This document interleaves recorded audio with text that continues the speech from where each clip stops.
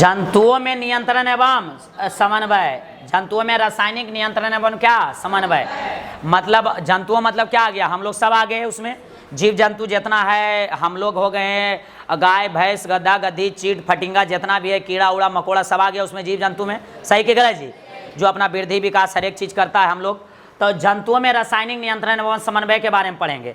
देखिए बाबू, जंतुओं में विभिन्न शारीरिक क्रियाओं का नियंत्रण, जंतुओं में विभिन्न शारीरिक क्रियाओं का नियंत्रण एवं समन्वय तंत्रिका तंत्र के अतिरिक्त, तंत्रिका तंत्र के, तो हम लोग में नियंत्रण एवं समन्वय किसके जरिए होता था, तंत्रिका तंत्र के।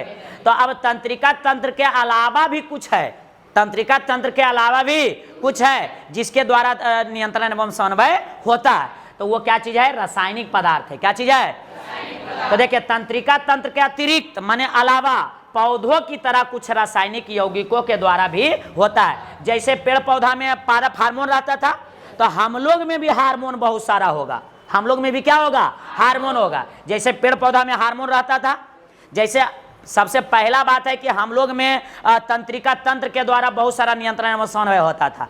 कुछ नियंत्रण एवं समन्वय हम लोग में तंत्रिका तंत्र के द्वारा होता है, लेकिन कुछ नियंत्रण एवं समन्वय किसके द्वारा होता है, हार्मोन के द्वारा। जैसे पेड़ पौधा में पादप हार्मोन रहता है और हम लोग में खाली हार्मोन रहेगा, क्या रहेगा, हार्मोन। तो इसमें लिखा है जंतुओं में विभिन्न शारीरिक क्रियाओं का नियंत्रण एवं समन्वय तंत्रिका तंत्र के अतिरिक्त पौधों की तरह कुछ अन्य रासायनिक यौगिकों के द्वारा भी होता है, माने हार्मोन के द्वारा भी होता है। ये रासायनिक यौगिक हार्मोन कहलाते हैं। देखिए गया नहीं, ये रासायनिक यौगिक जो है वो क्या कहलाता है, हार्मोन कहलाता है। क्या कहलाता है, क्या कहलाता है, हार्मोन कहलाता है ना, क्या कहलाता है, हार्मोन, क्या कहलाता है, हार्मोन कहलाता है। तो एगो क्वेश्चन है बाबू, क्वेश्चन क्या है कि जंतुओं में रासायनिक समन्वय कैसे होता है, जंतुओं में रासायनिक समन्वय।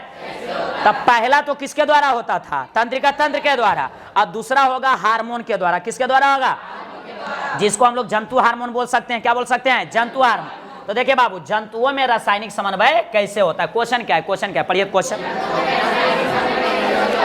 तो जंतुओं में, देखिए जंतुओं में रासायनिक समन्वय जंतु हार्मोन द्वारा होता है कि नहीं, देखिए किसके द्वारा होता है, जंतु हार्मोन द्वारा। तो पहला क्वेश्चन है बाबू कि जंतुओं में नियंत्रण एवं समन्वय किसके द्वारा होता है, तो जंतु हार्मोन के द्वारा और तंत्रिका तंत्र के द्वारा। यहाँ नहीं लिखा हुआ अलग बात है, लेकिन किसके द्वारा भी होता है, तंत्रिका तंत्र के द्वारा भी और जंतु हार्मोन के द्वारा। सही कि गलत, और सही गलत यार। तो पहला लाइन पढ़ के सुनाए, क्या लिखा है पहला लाइन, देखिए उच्च श्रेणी के जंतुओं, उच्च श्रेणी के, जैसे मनुष्य, हम लोग उस श्रेणी में आते हैं, मनुष्य हो गया, बाघ हो गया, शेर चीता, ये सब बताए थे ना।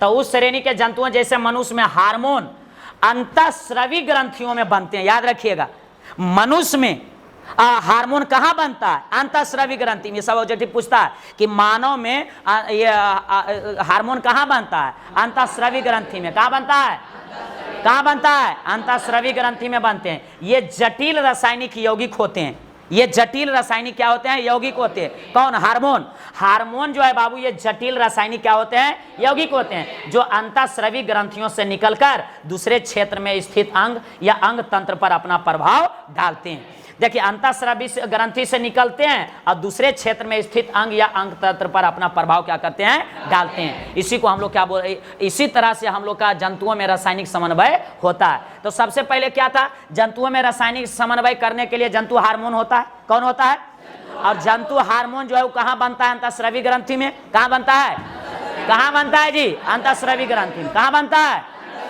और अंतःस्रावी ग्रंथि से ये हार्मोन निकल कर शरीर के दूसरा भाग में अपना क्या करता है, प्रभाव डालता है। अपना क्या डालता है, मान लीजिए कि कहीं घाव हो गया, मेरा क्या हो गया, घाव हो गया, तब घाव कैसे ठीक होगा भाई, तो दवाई खाइएगा, तो दवाई तो कहाँ गया, पेट में, कहाँ गया। तो जो उसमें जैसे मान लीजिए आप दवाई खाए क्या चीज का, घाव ठीक होने का, तो उसमें जो भी पोषक पदार्थ है वो ब्लड के माध्यम से हार्मोन के जरिए वो कहाँ पहुंच जाएगा, घाव के पास, जख्म के पास। कहाँ पहुंच जाएगा, जख्म के पास। और जख्म वो धीरे धीरे 2 दिन 4 दिन 5 दिन 10 दिन में क्या करेगा, वो ठीक करेगा। क्या करेगा, ठीक करेगा। ठीक है, तो एक बार अच्छा से पढ़ के सुनाइए जंतुओं में रासायनिक समन्वय कैसे होता है। अच्छा से पढ़िए, एक बार पढ़िए जाए।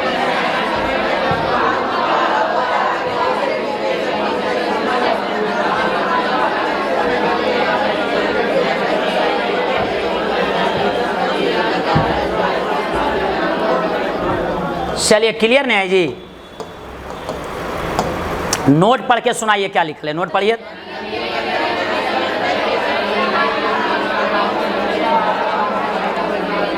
देखिए, तंत्रिकीय नियंत्रण एवं समन्वय की अपेक्षा जो तंत्रिका तंत्र के द्वारा नियंत्रण एवं समन्वय होता था तो जल्दी फास्ट नहीं होता है।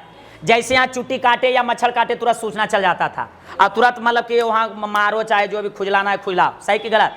लेकिन हार्मोन है कि आज दवाई खाए आज ही ठीक हो जाएगा, नहीं, तो हार्मोन के जरिए धीरे धीरे होता है, लेकिन तंत्र के जरिए क्या होता था? फास्ट होता था। देखिए लिखल है, तंत्रिकीय नियंत्रण एवं समन्वय की अपेक्षा हार्मोन नियंत्रण एवं समन्वय का प्रभाव अपेक्षाकृत धीरे धीरे होता है, परंतु इसके द्वारा उत्पन्न प्रभाव देर तक टिकता है।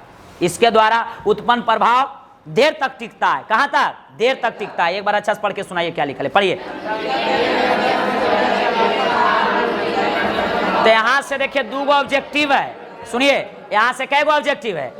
पहला ऑब्जेक्टिव हम ये पूछना चाह रहे हैं कि बताइए कि जो जंतु में नियंत्रण एवं समन्वय होता है, जंतु में तो दो चीज के जरिए होता है, एक तंत्रिका तंत्र के द्वारा होता है और एक जंतु हार्मोन के द्वारा।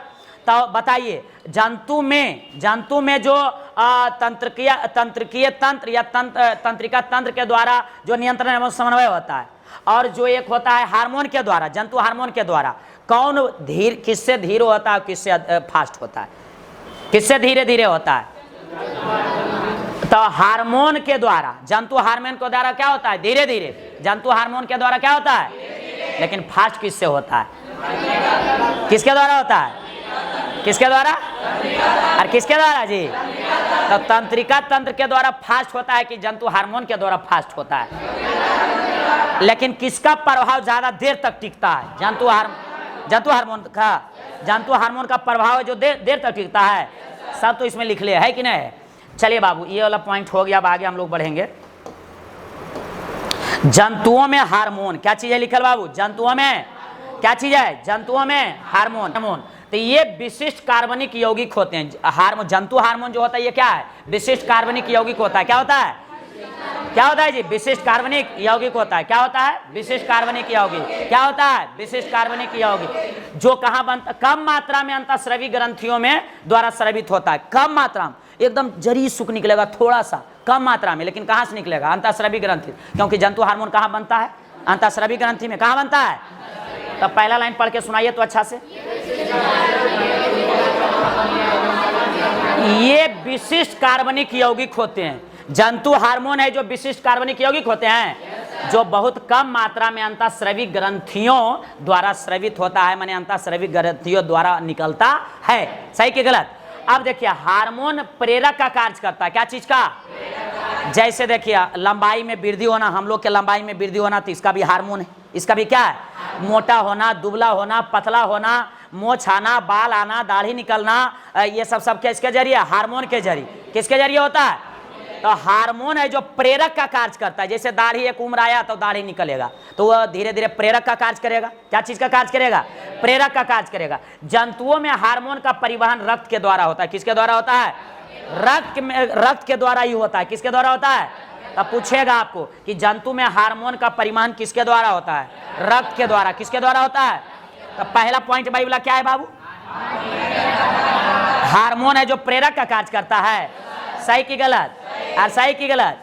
एक दिन हम एग्जाम्पल भी दिए थे कि जब हम लोग बच्चा रहते हैं, जैसे 5वां 6ठा तक रहते हैं, तो कोई लड़की लड़का पर हम लोग का ध्यान नहीं जाता है, लेकिन जैसी एज जाता है तो ध्यान जाने लगता है कि नहीं? तो ये जो हार्मोन विकसित हो जाता है, और बचपन में हम लोग का हार्मोन है विकसित नहीं होता है, ठीक है। और किशोरावस्था में जैसे जाते हैं तो बहुत सारा हार्मोन उत्पन्न होता है, तो जो कि लड़का लड़की के या लड़की लड़का को एक दूसरे से क्या करना है, थोड़ा देखने लगता है, तो वो उत्प्रेरक का काम करता है। क्या चीज का? उत्प्रेरक का। कौन करता है? हार्मोन।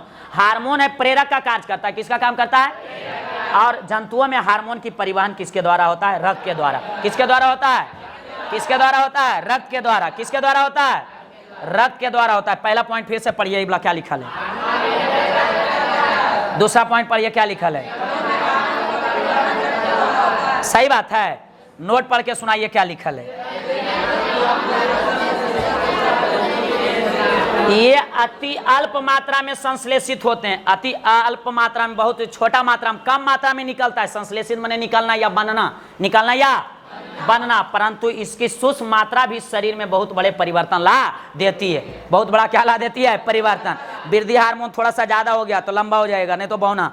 देखिए तो शरीर में परिवर्तन ला देता है कि नहीं? मोटा हो जाइएगा, नहीं दुबला हो जाइएगा, अजीब तरह के कोई दिक्कत हो जाएगा, तो वो थोड़ा सा संश्लेषित ज्यादा हो गया या कम हो गया तो तब भी क्या होगा? गड़बड़ होगा।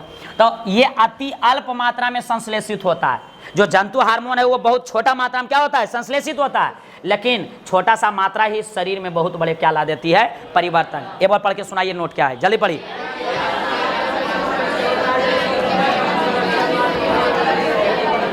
सही बात है, एक बार और पढ़िए इसको, और पढ़िए एक बार।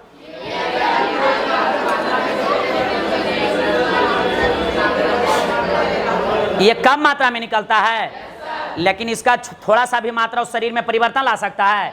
सही कि गलत? और सही गलत यार? तो आज का सेवा समाप्त कर दें, ठीक है। तो